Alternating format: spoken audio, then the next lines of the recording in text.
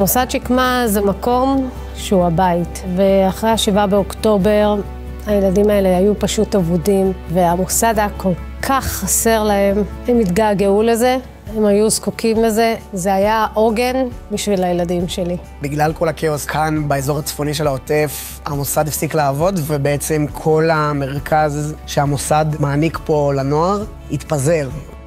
מוסד שקמה בשבילי זה משפחה. זה מקום שאתה גודל ומתפתח ומקבל המון ערכים ונהיה בן אדם הרבה יותר טוב.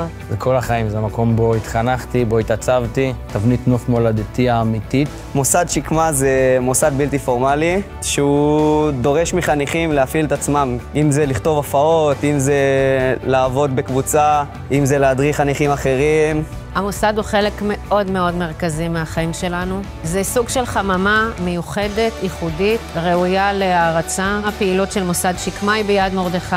זה מקום שיוצר, מה שמעודד להיות אנשים מאוד מאוד עצמאיים, נוער שלוקח אחריות, נוער מוביל. מוסד שקמה עובד כבר למעלה מ-70 שנה, הוא מספק מעטפת חינוכית, הוליסטית ומשלימה עבור בני ובנות נוער שבאים אליה במטרה ליצור, להנהיג ולפתח כישרונות אישיים, כדי שבהמשך המשיכו להיות אנשים תורמים ומשמעותיים בקהילות שלהם ובחברה הישראלית בכלל. מוסד שקמה הוא העוגן שיש פה לנערים באזור. הוא המקום שאליו הם יכולים לגשת כשקשה, כשכואב ולמצוא אוזן קשבת. הוא האבן היציבה בים הסוער שסביבם.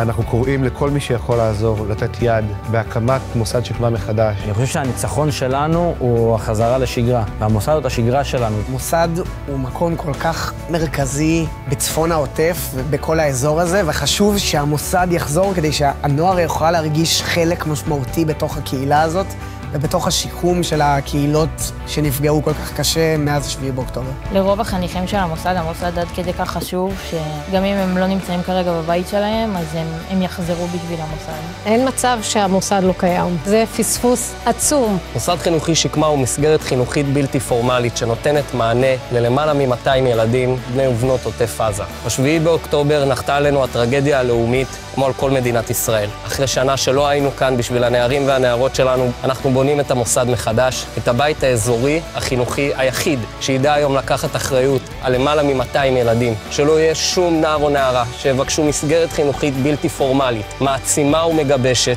והם יישארו מחוץ לגדר. אנחנו קוראים לכם להיות חלק מהמסע המופלא הזה. עזרו לנו לבנות את הבית שלנו מחדש.